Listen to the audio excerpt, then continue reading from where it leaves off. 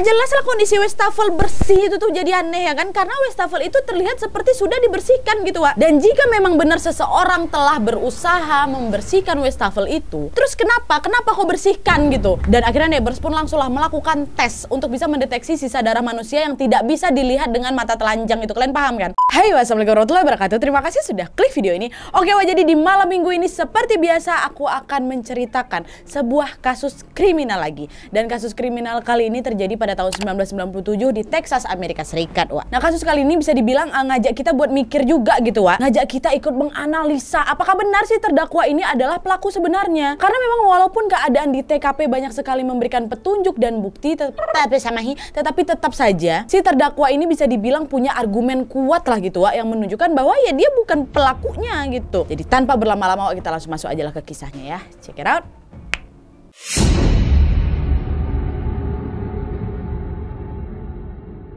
Oke Wak, jadi kasus kriminal yang akan aku ceritakan malam ini melibatkan seorang wanita yang bernama Darlie Lynn Routhier. Nah Darlie ini Wak lahir di Altoona, Pennsylvania pada tanggal 4 Januari 1970.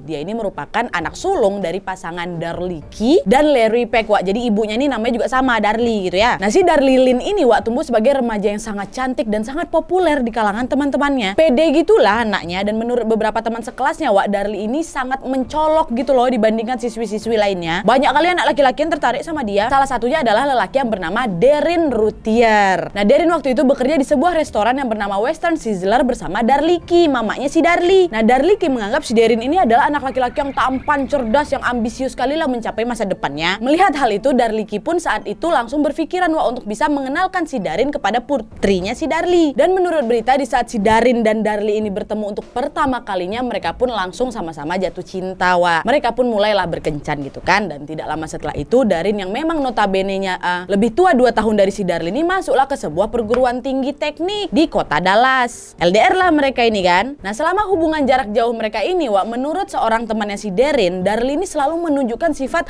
posesif dan licik. Jangan tukar-tukar kaliannya, si Darren ini cowoknya, Darlie ceweknya gitu. Nah si Darlie ini yang posesif sama licik. Seringnya si Darlie ini suka kesal gitu loh Wak, karena dia ini tidak mendapatkan cukup perhatian dari si Darren. Salah satu contoh sikap posesif dan liciknya si Darlie itu kayak gini aja. Jadi pernah lah kan suatu ketika si Darlie ini nyamperin si Darren ke kampusnya yang memang kebetulan waktu itu lagi ada party gitulah. Waktu itu entah kenapa si Darlie ini ngerasa Darren ini kok kayaknya nyuekin aku. Akhirnya Wak, Darlie memutuskan untuk meninggalkan party itu, tapi kemudian dia balik lagi nih dengan panik dan berkata, wah aku ada seseorang yang telah mencoba memperkaos aku katanya. Nah jelas waktu itu Darren tahu ceweknya gitu kan, panik lah kan, dan langsunglah memberikan perhatian yang memang Darlie inginkan. Padahal ada dia mau diperkaos doang. Jadi memang udah terlihat lumayan manipulatif lah si Darlie ini semenjak dulu gitu. Nah singkat cerita, setelah si Darlie ini lulus SMA, Darlie ini pun nyusul lah Darren ke Dallas. Waktu itu Darren cowoknya ini udah dipekerjakan sebagai teknisi di sebuah perusahaan chip komputer. Sampai akhirnya di bulan Agustus tahun 1988 mereka pun memutuskan untuk menikah Wak, dan bermulan madu ke Jamaika jauh kali. Terus kembalinya mereka ke Texas, mereka pun tinggal lah di sebuah rumah kecil gitu Wak, di sebuah daerah yang bernama Rowlett. Nah di sini si Darren cowoknya membuka sebuah perusahaan startup gitu bernama Testpack. Testneck.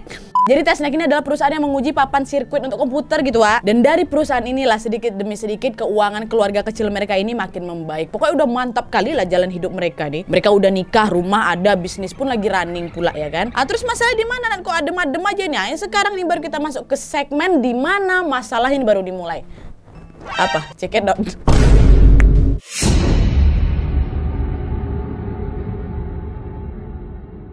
Jadi ceritanya tidak lama setelah si Darren ini mendirikan perusahaannya itu, anak pertamanya mereka ini lahir pada tanggal 14 Juni tahun 1989, seorang anak laki-laki yang bernama Devon Rush. Dan 2 tahun kemudian disusul lagi anak laki-laki lagi yang mereka beri nama Damon Christian pada tanggal 19 Februari tahun 1991. Dia semua nama keluarga ini ya, mamanya Darlie, bapaknya Darren, anak pertamanya si Devon, anak keduanya si Damon. Jangan ketukar-tukar Wak, ya ini memang dia semua harus kalian hafal namanya. Nah dengan punya 2 anak dan satu perusahaan yang memang semakin berkembang begitu cepat tuh, akhirnya Darren dan Darlie ini berpikir bahwa sepertinya kita sudah membutuhkan rumah yang lebih luas dan besar lagi nih sayang. Akhirnya betul Wak, di tahun 1992-nya mereka pun pindahlah ke sebuah rumah di Darlock Heights Edition. Dan menurut berita Wak, daerah tempat tinggal mereka ini adalah daerah yang bisa dikatakan kayak perumahan elit gitulah, di mana kebanyakan orang-orang yang tinggal di situ tuh pengusaha, orang-orang kaya. Nah jelas kepindahan mereka ini membuat Darlie dan Darren pun senang lah, karena sekarang kan kehidupan mereka jauh lebih makmur lagi dibanding dulu. Rumah mereka dulu kecil, sekarang pindah ke rumah besar. Dan selama mereka tinggal tinggal di tempat barunya ini, Darli dan Darin ini juga dikenal sebagai keluarga yang memang sangat royal, Wak. Contohnya nih, waktu Natal datang misalnya ya, rumah mereka ini pasti adalah rumah yang paling terang kali di antara rumah-rumah lainnya. Karena pasti mereka ini beli lebih banyak lampu dibanding sama tetangga-tetangga mereka. Terus nanti misalnya Halloween, Wak, jendela rumah mereka itu punya dekor hantu yang lebih banyak lagi daripada tetangga lainnya. Jadi memang terlihat wah kali lah kehidupan si Darli sama di Darin di tempat barunya tuh. Dan selain itu juga, Wak, oleh tetangga-tetangga mereka, si Darli ini juga dikenal sebagai ibu yang sangat baik, yang sangat menyayangi kedua anaknya. Nampaknya baik-baik aja lah gitu pokok keluarganya, tapi namanya juga kehidupan kan, lagi-lagi pasti ada pro dan kontra. Selain dikenal royal dan baik, Wak, ada beberapa tetangga yang mengatakan bahwa si Darli ini ya, Wak ya, adalah orang yang suka pamer. Dia selalu menikmati materialisme dan sangat memikirkan penilaian orang lain. Nah, karena si Darli ini matre, Darin lakinya pun selalu banyak tuh membelikan barang-barang mahal untuk keluarganya. Dan salah satu barang mewah yang pernah Darin berikan untuk keluarganya itu adalah apa, Wak? Yacht. Kapal pesiar tuh,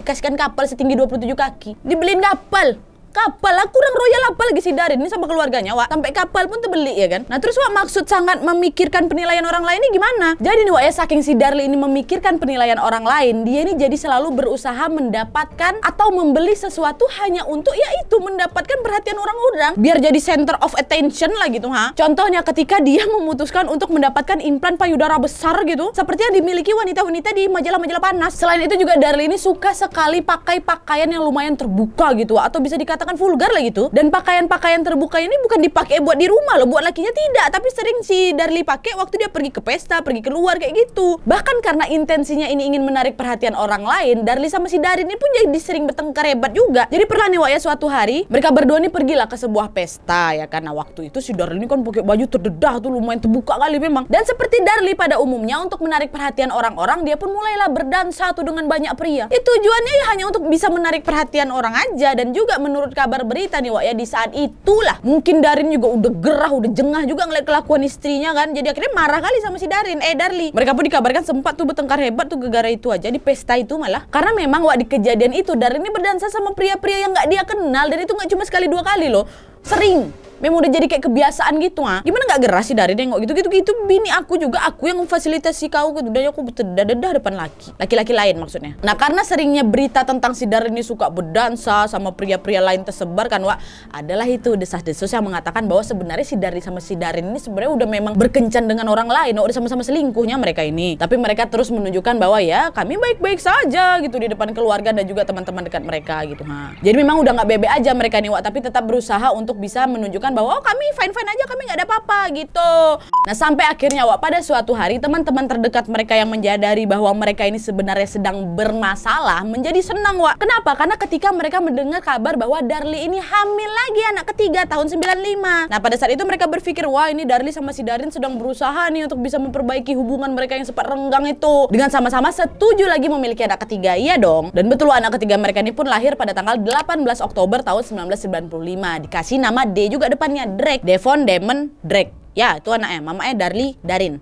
Oke, tapi, Wak, setelah kelahirannya Drake, Darli ini mengalami depresi pasca persalinan. Darli menjadi sering marah-marah nggak ke arah gitu, Wak. Ditambah lagi dia ini juga tidak dapat mengurangi kenaikan berat badan yang memang lumrah terjadi sejak kehamilan Drake. Darli pun menjadi semakin antagonis, Wak. Dan pada saat itu orang-orang yang tidak menyukai Darli mengatakan bahwa kebutuhannya untuk menjadi yang paling mencolok tuh, mengalahkan hal lain dalam hidupnya, termasuk rasa sayang dia ke anak-anaknya. Makanya dia ini jadi sering marah-marah, Wak. Bahkan nih, Wak ya, sempat beberapa tetangga-tetangga mengeluhkan bahwa si Damon sama si Devon, dua anak pertamanya tuh sering dibiarkan aja gitu main di luar rumah tanpa kontrol dia, tanpa pengawasan. Pun ketika si Darli menemani mereka bermain ya, seringnya Darli ini terlihat terganggu gitu loh, tuh kayak kurang senang gitu, karena harus mengeluarkan atau meluangkan waktu untuk melakukan hal itu gitu, untuk nemenin anak-anaknya main, macam nggak senang. Ditambah lagi, Wak, di saat yang bersamaan keadaan keuangan Darli sama Darin ini menjadi buruk. Meskipun sebenarnya keuntungan Tessnack ini bisa dibilangnya cukup baik, nggak ada kerugian, nggak ada, melaku-laku aja, tapi ternyata tidak dapat juga memenuhi gaya hidup selangitnya si Darli itu. Nah menyadari bahwa memang perekonomian mereka sedang tidak baik-baik saja, Darli dan Darin pun sempat tuh sama-sama setuju untuk ya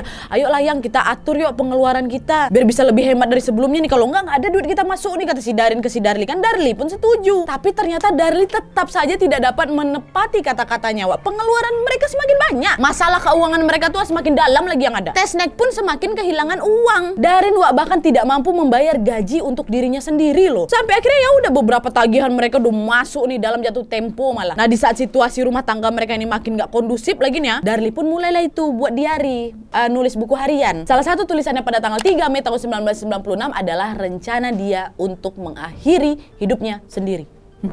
Catat tuh di apanya, di buku hariannya. Nah, di saat si Darli sedang menulis rencananya dia di buku harian itu, pas pula si Darin datang, ditengoknya bininya, "Ya Allah, kenapa kau kok air mataku menggenang kali di matamu?" Nangislah si Darli waktu itu dan dia mengakui bahwa, "Aku punya pikiran untuk mengakhiri hidupku, sayang. Aku udah gak kuat kayak gini lagi," gitulah kayak ya ampun sayang, udah tenang aja, kita bisa move on kok, kok tenang, kok ada aku gitu. Dipeluknya lah si Darli kan, dan mereka pun mulai berbicara cukup lama hari itu. Dan di hari itu juga mereka menyatakan bahwa mereka tetap akan move on. Mereka tetap akan saling mencintai lagi. "Iya sayangku, banyak kali kekurangan aku, tapi aku sayang kali sama kau Darin," kayak gitu lah. "Aku juga sayang kali sama kau, walaupun kelakuan kau kayak gitu, kau habis-habiskan duit aku, tapi udah terjadi, udah lah yuk kita move on lah sama-sama," kata Darin mungkin juga kayak gitu. Intinya pembicaraan mereka pada saat itu ingin memulai hidup baru lagi lah gitu, dan mengakui kesalahan masing-masing dan sama-sama memaafkan juga kesalahan pasangannya gitu ha. Tapi wak sayangnya kebahagiaan mereka ini dapat dikatakan ya fine nah. Karena sebulan setelah kejadian tadi itu menangis-menangis bersama, move on bersama, terjadilah sebuah tragedi mengerikan di rumah mereka.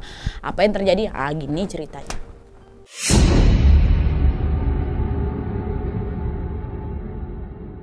Nah, jadi ceritanya Wak, pada tanggal 9 Juni tahun 1996, Darli, Devon anak pertamanya, Damon anak keduanya lagi tidur-tiduran tuh di ruang keluarga. Si Darin lakinya sama Drake anak bungsunya tuh lagi di lantai atas. Dan pada saat itu Darli lagi tiduran di sofa, sementara Devon dan Damon tiduran di karpet tuh sambil nonton TV. Entah jam berapa tepatnya Darli ini ketiduran Wak. Dan tiba-tiba dia terbangun karena merasa ada seseorang gitu yang sedang berdiri di atasnya. Dan betul aja Wak, ketika si Darli buka matanya kan dia melihat ada seseorang yang tidak dia kenal sudah berada di atasnya nih, sedang berusaha untuk menyerang dia atau menyakiti dia. Darli pun waktu itu mencoba melawan orang tersebut dan sampai akhirnya si pelaku ini melarikan diri Wak melalui dapur. Terus dia keluar melalui jendela yang ada di garasi. Dah, waktu si pelaku udah kabur, Darli ini balik lagi nih ke ruang tengah untuk ngecek keadaan si Devon sama Damon anaknya ini. Dan di saat itulah Wak, dia melihat situasi yang sangat mengerikan Wak. Kenapa? Darli melihat Devon dan Damon sudah bersimbah darah. Darli dengan panik pun langsung lah nelfon 911 kan. Ada rekamannya ini sebenarnya di YouTube. Aku mau masukin di sini antara boleh apa tidak, takut dimarahin YouTube. Kalau memang nggak ada di sini mohon maaf ya Wak ya, kalian tengok aja di YouTube sendirian. Tapi kalau diizinkan sama YouTube ya alhamdulillah, kalian dengarlah dulu. Tapi yang jelas dari rekaman itu kalian bisa lihat kepanikannya si Darli ketika menemukan kedua anaknya itu udah bersimbah darah kayak gitu Nah, karena teriakan Darli waktu itu kencang kali ya kan, Darin terbangun yang di lantai atas, langsunglah dia lari ke bawah kan. Dan dia langsung menemukan kedua putranya memang dalam keadaan kritis. Darin ngelihat ada darah di mana-mana, dia pun langsunglah menghampiri si Devon dan melihat ada 2 luka besar di dadanya si Devon. Darin langsung akan memeriksa denyut nadinya dan tidak merasakan apa-apa Wak. Dalam kepanikannya Darin pun balik lagi nih ke arah si Damon yang memang juga sudah terbaring juga dekat dinding. Darin yang panik juga langsung berusaha meletakkan tangannya di atas luka-lukanya si Damon, berusaha untuk menghentikan pendarahan yang sangat hebat kali itu loh Wak dari tubuh anaknya tuh Gak lama kemudian polisi yang bernama David Weddle dan Sersan Matthew Welling dan tim paramedis yang bernama Jack dan Brian pun tiba loh Wak di tempat kejadian tuh. Di sana Darli pun kemudian berkata sama David, "Bapak, ada pelaku yang baru saja keluar melalui garasi Pak, dari jendela garasi." David sama Matthew kedua polisi tadi pun langsunglah berhati-hati nih ngecek keadaan sekitar. Sementara Jack sama Brian yang paramedis tadi langsunglah memeriksa keadaan Devon dan Damon Wak. Jack dan Brian saat itu menyadari bahwa mereka harus segera membawa Devon sama Damon ini ke rumah sakit. Karena Wak, di saat melakukan pemeriksaan cepat di TKP, mereka melihat luka besar di dadanya Devon dan Damon. Luka besar loh, seperti luka dari tusukan pisau. Dan tusukan itu telah menembus paru-paru mereka. Aduh ya Allah ya Robbi. Dan pada saat itu mereka masih bisa merasakan denyut nadinya si Damon Wak. Damon dalam keadaan kritis waktu itu, tapi Devon sayangnya udah meninggal di tempat. Mereka langsunglah buru-buru memasangkan selang infus di tangannya si Damon, berharap dapat menyelamatkan Damon ya kan sampai mereka tiba di rumah sakit. Tapi sayangnya Damon meninggal dunia di perjalanan sebelum mereka sampai rumah sakit. Wah, meninggal dua-duanya, Devon sama Damon. Nah, sementara itu Matthew, sersan polisi yang datang sama si Jack tuh sama David yang memang masih siaga di rumahnya si Darli ini mencoba menenangkan Darli. Ibu jangan panik, tenang, kami akan mencari pelakunya. Dan pihak paramedis juga secara bersamaan sedang mengobati luka-lukanya. Terluka juga si Darli Wak, iya terluka juga lehernya nih, ada macam luka sayatan terbuka gitu. Dan di beberapa bagian tubuhnya pun lebam-lebam akibat melawan pelaku. Darli pada saat itu sempat memberikan kesaksian ke polisi Matthew bahwa seseorang sudah masuk ke rumah saya Pak. Saya sempat sempat ngelawan dia Pak, saya sempat nangkis dia, saya sempat ngasih dia beberapa pukulan sampai akhirnya dia kabur nih. Dan dia juga sempat menjatuhkan pisau yang dia pegang Pak di dapur, kata si Darli. Saya tengok pisau itu jatuh, saya pegang Pak, saya taruh di atas meja dapur. Nah barulah pada saat itu dia kabur lewat jendela garasi Pak. Dan pada saat itu saya menyadari ya Pak, bahwa saya sudah meninggalkan 2 anak saya yang ada di ruang keluarga. Dan pada saat itu saya sama sekali tidak mendengarkan suara mereka sama sekali Pak, waktu mereka sedang diserang. Kamu gak ada dengar anak kamu teriak atau minta tolong? Gak ada Pak, gak ada. Saya tahu bangun ada orang aja depan saya tuh. Kayak gimana ciri-cirinya Bu? Cowok dia Pak, perawakannya tinggi, pakaiannya serba hitam lah gitu, pakai t-shirt, pakai jeans, pakai topi baseball kata. Oh gitu, kayak dicatat tuh sama polisi Matthew kan Wak. Dan tidak lama setelah kesaksiannya, Darli pun langsung juga dibawa ke rumah sakit nih untuk bisa mendapatkan perawatan lebih lanjut. Karena kan dia juga luka tuh di lehernya sama ada lebam-lebam juga di badannya kan. Nah sewaktu si Darli ini dibawa menuju ke rumah sakit, polisi tetap berada Wak di tempat kejadian. Nah polisi berdua tadi, David sama Matthew itu pun saat itu mulailah menganalisa TKP. Mereka mengikuti bercak darah yang ada di dalam rumah, dan bercak darah itu memang menuju ke garasi seperti apa yang Darli bilang memang. Tapi sewaktu mereka sampai di garasi Wak ya, mereka tidak menemukan ada bercak darah lagi. Dan di garasi memang mereka ngelihat ada salah satu jendela di sana yang kayak disayat gitu loh tengahnya. Jadi jendela garasi itu kayak dilapisi sama kawat tipis gitu, macam kawat nyamuk, kalian tahu kan? Nah, kayak gitu. Ada bekas sayatan pisau di situnya memang. Habis itu polisi lanjutlah memeriksa tiap sudut, lemari dan celah di dalam rumah tuh kan. Terus mereka balik lagi ngecek dapur, mereka cek lagi jalur si pelaku nih melarikan diri, dan mereka melihat ada banyak kali ceceran darah di lantai Wak. Dan yang paling mengerikan nih Wak ya, ada sebuah pisau berlumuran darah tergeletak di atas meja di dapur. Dan di samping pisau itu anehnya tergeletak dompet sama satu set perhiasan ya. Satu set perhiasan wanita yang tampaknya mahal kali itu. Nggak disentuh, nggak hilang, ada di situ. Di sebelahnya pisau berdarah tuh. Wih, kok ada ini? Kok nggak diambil sama pelaku ya? Dah lah tuh dicek lagi tempat lainnya. Polisi melanjutkan lagi kan penggeledahan untuk bisa mencari bukti atau petunjuk lainnya. Dan di saat mereka menuju ke lantai 2, ada seekor anjing mulai gonggong nahan mereka. Bahkan nih Wak, anjing itu menggigit celana salah satu petugas di sana, digigitnya. Nah Karen Neal, jadi Karen ini adalah salah satu tetangga terdekatnya Darli yang juga menemani pihak kepolisian pada saat itu. Dia mengatakan, aduh Pak, maaf Pak ya, kata gitu, gara-gara anjingnya gigit petugas kan, maaf Pak ya. Soalnya anjing ini memang nggak menyukai orang asing Pak, kata si Karen. Hah? Begitu? Iya, dia paling gak suka nih sama orang-orang asing. Udah, jadi jangan lagi anjing, kata gitu kan. Nah petugas kepolisian dengar itu mulai bertanya-tanya kan, di mana anjing ini selama si pelaku masuk ke dalam rumah? Gak diikat, gak dikandang, dilepas. Apalagi anjing ini bisa dikatakan agresif kalau ada orang asing. Nah pada saat itulah Wak, pihak kepolisian mulai merasakan, wah ada sesuatu yang gak beres di rumah ini nih. Iyalah, orang anjingnya agresif kali kok sama orang asing. Masa ya waktu si tuannya atau si Darli itu ngejar pelaku, dia nggak ikut ngejar juga, apalagi ngegigit sebelum dia nusuk si Davion sama si Damon, ya kan? Nah selain keanehan dari anjing milik keluarganya si Darli ini Wak, salah seorang petugas kepolisian yang bernama Sersan Nabors menemukan hal janggal lainnya. Saat itu Neighbors ini melihat wastafel dapur dalam keadaan yang sangat bersih Wak. Sementara lantai, meja di sekitar wastafel itu belum darah semuanya. Jelas lah kondisi wastafel bersih itu tuh jadi aneh ya kan, karena wastafel itu terlihat seperti sudah dibersihkan gitu Wak. Dan jika memang benar seseorang telah berusaha membersihkan wastafel itu, terus kenapa kok bersihkan gitu? Dan akhirnya Neighbors pun langsunglah melakukan tes untuk bisa mendeteksi sisa darah manusia yang tidak bisa dilihat dengan mata telanjang itu, kalian paham kan? Dan waktu itu Neighbors langsung menggunakan apa? Kalau kalian yang pecinta kisah kriminal pasti tahu nih cairan yang sangat-sangat dibutuhkan pada saat melakukan investigasi, apa? Luminol, betul. Jadi luminol ini buat kalian yang belum tahu ya, luminol itu adalah cairan untuk bisa mendeteksi komponen tembaga yang ditemukan dalam darah manusia gitu Wak. Nanti area yang disemprotkan luminol ini ya, kalau memang ada sisa darahnya akan menjadi kayak tring bercahaya gitu, walaupun udah dibersihkan dia akan memancarkan cahaya kebiruan gitu. Nah akhirnya disemprot lah itu wastafel dan di sekitarnya pakai luminol kan. Dan kalian tahu ketika lampu dimatikan Wak, seluruh wastafel dan area di sekitar wastafel itu betul-betul bersinar. Yang artinya apa? Memang ada bekas darah di situ dan seseorang sudah membersihkannya.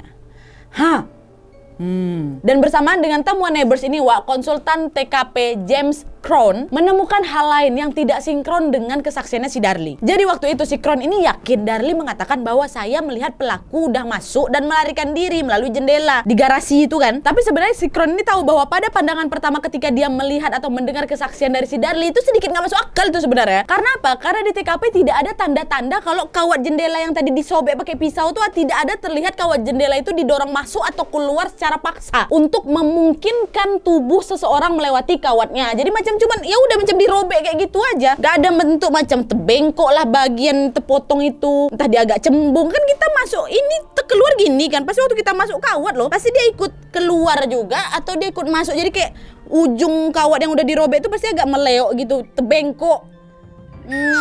Bengkok lah gitu, kalian paham maksud aku kan? Gak ada kelihat kawat tuh macam terdorong keluar, terdorong ke dalam tuh gak ada, lurus-lurus aja. Siapa yang lewat situ? Tipis sekali badan si perampok tuh, lurus, macam coba dirobek kayak gitu aja. Dan selain itu juga, Wak, yang lebih jelas lagi adalah fakta bahwa bingkai si jendela itu, bingkai jendela kan jendela yang kawat nyamuk itu dikasih bingkai kayu gitu kan. Nah bingkai si jendela itu sangat mudah kali buat dilepas, nggak dalam keadaan terkunci. Gampang, ngapain kau susah payah ngerobek kayak gitu? Tinggal kau dorongnya keluar bisa kau. Pun kalau memang betul kau sobek itu kau lewat dalam situ pasti dia ikut terbuka juga jendela tuh. Oh ngapain kau repot-repot robek itu gitu loh. Dan selain itu juga tanah di bawah jendela tuh nggak ada jejak kaki sama sekali. Itu lewat mana dia terbang? Kan nggak mungkin. Waktu itulah Kron berpikir mungkin Darli waktu itu juga dalam keadaan kondisi panik mungkin ya. Jadi dia mungkin salah nih memberikan keterangan. Karena nggak mungkin ada orang kayak gitu loh. Entah mungkin pula si Darli tidak menyadari bahwa si penyusup ini sudah menemukan jalan masuk atau keluar yang lain, bukan jendela itu saja nih. Dan Kron akhirnya muter lagi nih buat ngecek ke area sekitar rumah kan. Tapi tetap aja Wak, sama aja. Kron sama sekali tidak melihat adanya tanda-tanda jejak orang keluar rumah. Belum puas lagi dia dengan hasil yang dia temukan kan, Kron ini dan beberapa penyelidik lainnya berupaya untuk mencari jejak darah di sekitar halaman rumah. Karena kan kalau memang betul tuh ada orang asing yang melarikan diri setelah kejadian penusukan itu, pasti kan ada jejak darah kan. Entah di dedaunan kah, entah di tanah-tanah di halaman itulah, ataupun apapun lah dia lalui. Tapi tetap aja Wak, tidak ada jejak yang terlihat di area luar rumah. Clean, bersih, nggak ada di bawah jendela, nggak ada di jendela itu sendiri, nggak ada di halaman, nggak ada di sepanjang atau di atas pagar yang memang mengelilingi halaman rumah si Darli, nggak ada di gang, ada gang tuh di sebelah rumahnya, nggak ada ditemukan di mana-mana. Darah itu hanya ditemukan di dalam rumah aja Wak. Dan di dalam rumah Wak, yaitu di dapur, hanya jejak kaki Darli yang berlumuran darah lah yang ditemukan di sana.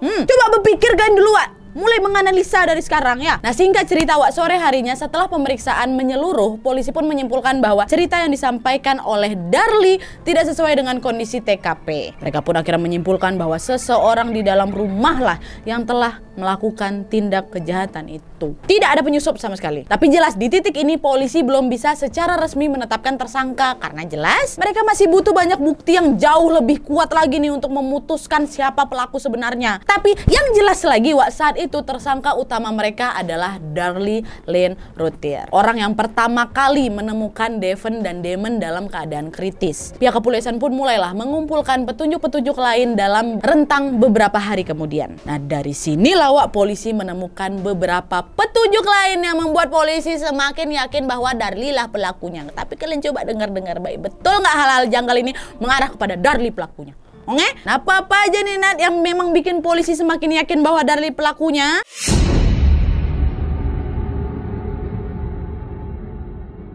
Nah jadi Wak, beberapa kejanggalan lainnya selain yang sudah kalian dengar tadi adalah yang pertama, kesaksian dari staf Baylor Medical Center Wak. Nah Baylor Medical Center ini adalah tempat di mana si Darli dirawat untuk diobservasi. Saat itu Wak, beberapa petugas rumah sakit merasakan ada yang nggak beres nih sama si Darli Pak. Mereka pun memberikan kesaksian kepada polisi dengan berkata, Darli memang tampak gelisah Pak, dan dia berkata berulang-ulang kali, siapa yang bisa melakukan hal ini kepada anak laki-laki saya? Selalu itu, terusnya diulang-ulang ya Pak. Tapi reaksi Darli saat itu menurut mereka macam dibuat-buat Pak. Seperti kesaksian yang dikatakan oleh seorang perawat bernama Jody Cotner.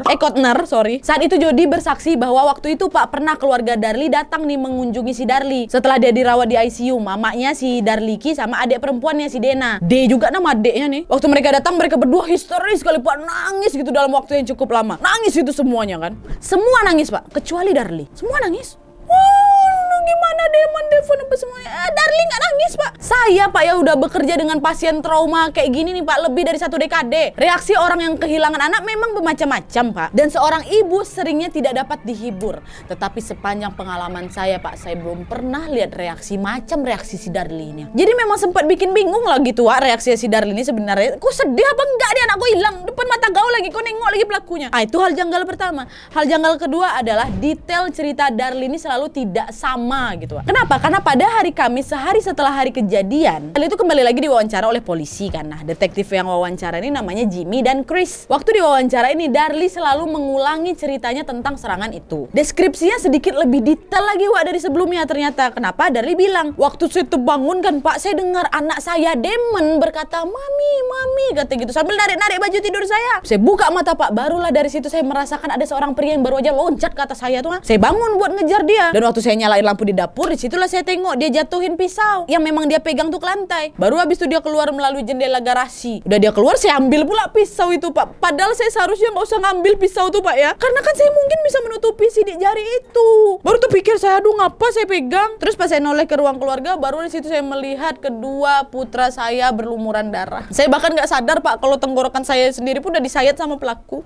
Baru saya teriak manggil suami saya, Dare turun, anakku baru ditusuk kayak gitu. Nah, kalian nggak sesuatu nggak? Ya itu, jadi memang ada detail yang dia ceritakan tidak sama dengan detail cerita yang dia ceritakan pertama kali. Ingat kan bagian mana? Orang pertama dia nggak bilang kok kalau anaknya sempat manggil-manggil dia, manggil mami narik baju dia, nggak ada. Tapi di kesaksian kedua dia bilang sehari setelah kejadian ya, dia bilang dia dengar anaknya manggil-manggil nama dia sambil tarik baju dia. Nah, dari sinilah si Jimmy sama Chris, kedua detektif tadi pun semakin yakin bahwa ada sesuatu yang berusaha kayak ditutupi oleh si Darli ini. Oke, masuk lagi ke hal janggal ketiga, yaitu perilaku anehnya si Darli di pemakaman anaknya. Jadi 2 hari setelah kesaksiannya Darli di rumah sakit, Darli ini kan diperbolehkan nih balik bentar untuk bisa menghadiri pemakaman putranya di rumah pemakaman Rest Haven. Di hari pemakaman keluarganya, kawan-kawannya, tetangganya hadir lah itu kan di rumah duka. Darli waktu itu langsung duduk berlutut di samping peti kedua anaknya dan berbisik mengatakan maaf. Nah, yang tidak diketahui oleh Darli waktu dia mengatakan hal itu, detektif Chris yang juga datang mendengar kalau Darli berkata maaf. Jelaslah hal ini membuat detektif semakin curiga lagi sama si Darli ya kan. Barulah setelah itu nggak lama kemudian baru Darli bilang lagi, siapa yang melakukan hal ini kepada anak-anak saya? Itu lagi dibilangnya berulang-ulang, siapa yang melakukan hal ini kepada anak-anaknya saya, katanya. Kutipan yang sama seperti yang dia selalu katakan di rumah sakit, kata si suster tadi itu. Dan di saat itu Darren pun suaminya langsung mencoba menenangkan Darli dan membawa untuk duduk kembali. Nah, di saat itu ada tuh salah satu pelayan yang bernama Helena Seban, yang memang kadang-kadang Helena ini suka melakukan tugas rumah tangga untuk keluarga Darli ini, datang juga kan. Dan di saat itu Helena ini sempat menyampaikan bela sungkawanya dengan berkata, saya turut berbela sungkawa ya, dan sekarang mungkin pemakaman mahal ini akan menambahkan beban Anda. Dan menurut Helena mungkin ini juga bakal menambah pengeluaran mereka lagi gitu loh maksudnya, Dan kalian tahu waktu itu Darli jawab apa? Saya nggak khawatir kok, saya akan mendapatkan $5.000 dari masing-masing anak laki-laki saya. Kata dia gitu. Jadi maksudnya si Darli ini akan dapatkan uang asuransi gitu loh, Total dia bakal dapetin berapa kalau satunya $5.000? $10.000. Aneh kan, kenapa aku jawab kayak gitu? Harusnya bilang ya mau kayak gimana lagi, nggak apa-apa lah buat anak aku, terakhir kalinya bakal aku buat lah ini supaya mereka tenang di sana kayak gitu. Ya nggak apa-apa lah, aku dapat kok nanti $10.000 bisa lah. Masa gitu jawabnya? Dan anehnya lagi, selama kebaktian pemakaman kedua putranya, Darli sama sekali tidak pernah menangis. Dia nggak nangis, ibunya ya sesyok apa sih kau kedua anakmu? Kalau laki-laki iyalah mungkin, ini ibunya. Ada pada saat kejadian nengok pelakunya, harusnya kau nyesal nggak bisa nangkep pelaku tuh. Tapi dia nggak nangis sama sekali, jadi macam dibikin bingung kali lah itu sama tingkah si Darli ini. Bisa-bisanya dia bilang dia akan mendapatkan uang dari kematian anak-anak, nggak nangis pula ya kan? Itu kejanggalan ketiga. Masuk kejanggalan keempat nih, yaitu pada saat dia merayakan ulang tahunnya Devon. Jadi beberapa waktu setelah Devon dan Damon ini dimakamkan, Darli, Darin lakinya, Drake anak bungsunya, Darliki mamanya, Dana kakaknya, dan beberapa teman terdekat memang diundang untuk merayakan pesta ulang tahun ke-7 Devon yang diadakan di kuburannya Devon ya. Walaupun memang sebenarnya di hari mereka merayakan itu bukan tepat hari ulang tahunnya si Devon, tapi mereka tetap ingin merayakannya karena menurut kesaksian dari Darli, keluarganya sudah merencanakan ulang tahun yang luar biasa nih untuk Devon sebelum akhirnya kematian Devon terjadi. Dan Darli juga tidak melihat alasan mengapa harus membatalkan acara yang memang sudah diniatkan dari awal ini. Ya nggak apa-apa, itu keputusan kau sama keluarga, rayain loh. Tapi yang janggalnya di sini, ekspresinya si Darli pada saat itu ya sama sekali tidak terlihat sedih sama sekali. Macam mana aku udah ngebayangkan merayakan ini bersama anakmu, ternyata anakmu meninggal, udah di sana aku tenang-senang. Dia malah terlihat sangat bahagia, ketawa cengengesan, hahiu sambil ngunyah permen karet pula, sambil ngunyah permen karet. Hal ini bukan lagi buat polisi curiga, masyarakat pun dibuat geram, dibuat kesal juga nengok tingkah dia.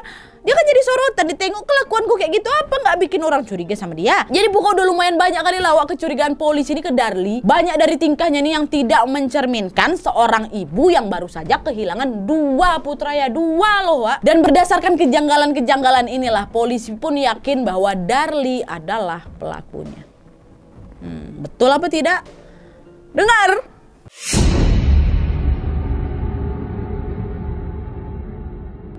Jadi Wak, di kantor polisi Rowlett, polisi pun mulai berdiskusi lebih lanjut sebelum akhirnya menangkap Darli. Beberapa hal yang memang didiskusikan diantaranya adalah pertama, kalau memang Darli yang melakukan tindak kejahatan ini, apa motifnya? Apakah uang asuransi itu?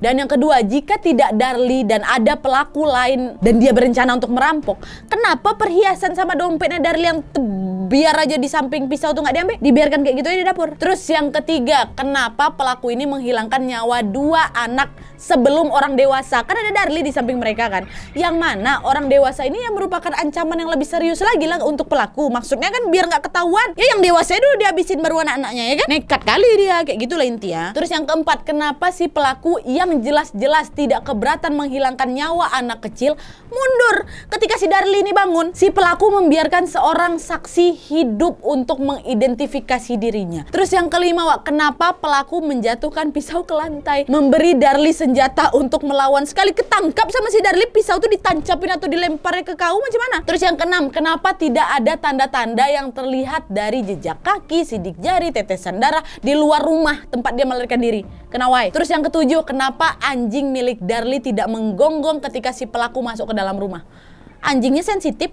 Nah, sembari mencari kesimpulan atas pertanyaan-pertanyaan di atas yang tadi, detektif Jimmy pun kemudian berunding dengan Dr. Townsend Parchman, orang yang memang bertanggung jawab memotret luka-lukanya Darli, Devon, dan Damon. Nah, dari foto-foto itu, Dr. Townsend ini berkata Devon dan Damon ini diserang dengan sangat kejam. Sementara luka yang diderita Darli itu disebut macam luka ragu-ragu katanya. Maksudnya tuh gini luka Darli itu menunjukkan bahwa pisau yang memang melukai lehernya si Darli itu macam disayat secara perlahan gitu. Nah, dari keterangan Dr. Townsend, detektif Jimmy pun beralih lagi ke pusat analisis kejahatan kekerasan FBI di Quantico, Virginia untuk bisa mengevaluasi dan juga membandingkan luka Devon sama Damon dengan lukanya si Darli. Maksudnya mungkin untuk bisa mendapatkan opini tambahan gitu Dan di tempat kedua ini mereka pun menyimpulkan bahwa serangan terhadap Devon dan Damon bersifat pribadi. Karena apa? Karena pelakunya memusatkan serangan pada dada mereka, hampir seolah-olah menyerang jantung mereka gitu loh Nah, itu menunjukkan kemarahan yang ekstrim terhadap mereka.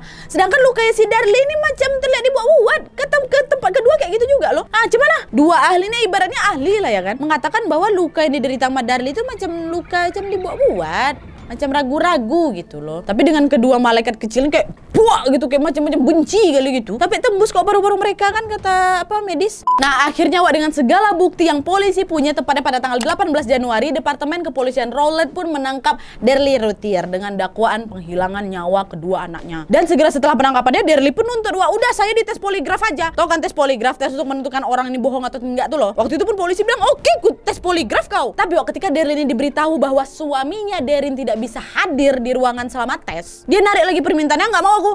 Kalau suami aku nggak boleh masuk, nggak mau aku tes poligraf. Kata dia gitu. Dan yang anehnya lagi, Darli ini kembali berubah pikiran atas saran dari tim pembelanya dan kemudian tetap mengambil tes poligraf. Dan hasil tes poligraf itu tidak pernah dirilis secara resmi. Tetapi Darli sama ibunya terlihat menangis terseduh-seduh setelah melakukan tes poligraf itu. Apa jawabannya nggak tahu. Kemungkinan sih dia berbohong, kemungkinan karena setelah itu dia langsung ditahan nih di Low Street Justice Center. Juri Dallas County pun secara resmi mendakwanya pada tanggal 28 Juni atas 2 tuduhan pembunuhan, dan jaksa penuntut umum waktu itu langsung menghadirkan bukti-bukti dan juga argumen-argumen kuat mereka untuk bisa melawan Darli. Seperti yang pertama, Darli bertingkah laku aneh setelah kematian kedua putranya. Iya dong, kayak tadi udah disebutkan. Yang kedua, detail kesaksian Darli ini selalu berubah-ubah. Terus yang ketiga, hasil analisa luka Devon dan Damon dan Darli, yang mana lukanya si Darli ini terlihat seperti luka yang dilakukan kepada dirinya sendiri. Yang keempat, tidak ada tanda penyusup yang masuk atau keluar dari rumahnya Darli. Yang kelima, tidak ada lagi jejak darah di luar rumahnya si Darli. Yang keenam, kasus ini tidak mungkin kasus perampokan. Karena apa? Perhiasan si Darli tergeletak kayak gitu aja, nggak diambil sama pelaku. Terus yang ketujuh, kasus ini tidak mungkin kasus pemerkosaan karena pelaku kejahatan seksual yang menyerang seorang wanita tidak akan menghilangkan nyawa anak-anaknya, tetapi pelaku akan menggunakan anak-anaknya tersebut sebagai alat untuk membuat Darli tunduk dan mengikuti kata-kata si pelaku. Karena kan mungkin ada yang berpikiran kalau waktu si pelaku itu ada di depan badannya si Darli waktu tidur mau diperkaosnya kan. Nggak, perkaos kok, biarin anaknya di situ. Pasti pelaku ini membuat anak ini jadi ancaman untuk supaya si Darli itu tunduk sama dia gitu. Nah, dari bukti-bukti ini jaksa penuntut umum pun menyimpulkan bahwa Darli ini sudah menghilangkan nyawanya Devon dan Damon. Motifnya adalah karena Darli mulai merasakan apa tadi, kesusahan ekonomi kan. Dia ingin mengembalikan gaya hidupnya lagi dengan mengambil uang asuransi dari kematian kedua anaknya. Ingat kan Glenn? Dia pernah bilang kok bahwa dia akan mendapatkan uang $5.000 dari masing-masing anaknya. Jadi total dapat $10.000 dia. Dan setelah bukti dan argumen dari jaksa penuntut, tim pengacara si Darli pun mulai nih memanggil beberapa saksi untuk bisa melakukan pembelaan. Di sini juga lah kalian diajak lagi untuk menganalisa nih. Kalau kalian dengar kesaksiannya, ada betulnya pula. Kayaknya bukan dia pelakunya, apa-apa aja. Nah, jadi dari beberapa saksi yang hadir, mereka mengatakan bahwa Darli sangat berduka dengan tepat. Maksudnya, salah satu orang yang ikut bersaksi membela si Darli ini adalah si Karen Neal namanya, tetangganya si Darli memang.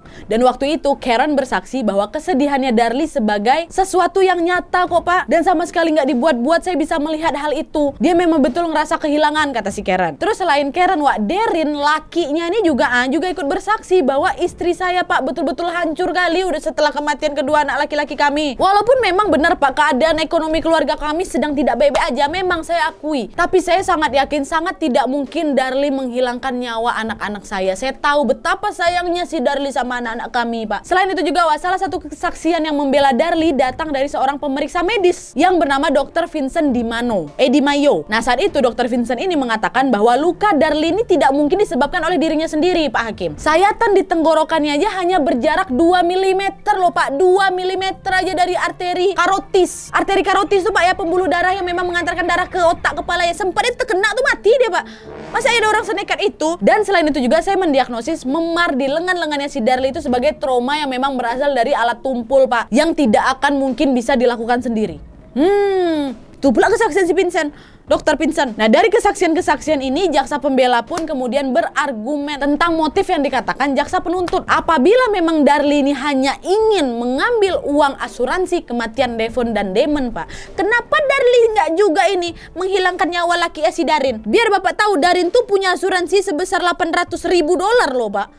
Berlipat-lipat lagi dari jumlah asuransi Devon sama Damon. Jadi nggak masuk akal nih Darli ini dituduh menghilangkan nyawa kedua anaknya hanya untuk uang $10.000 Pak. Nah, bingung Glenn kan? Nah, udah nih singkat cerita, akhirnya setelah waktu persidangan yang cukup lama, tepatnya pada tanggal 1 Februari setelah berjam-jam berunding, juri pun memutuskan Darli Lynn Routhier bersalah atas pembunuhan putranya. Tetap bersalah dia. Pembelaannya tolak mental. Dan 3 hari kemudian hakim pun membacakan hukuman yang diputuskan pengadilan untuknya. Hukumannya adalah langsung paling puncak, hukuman mati.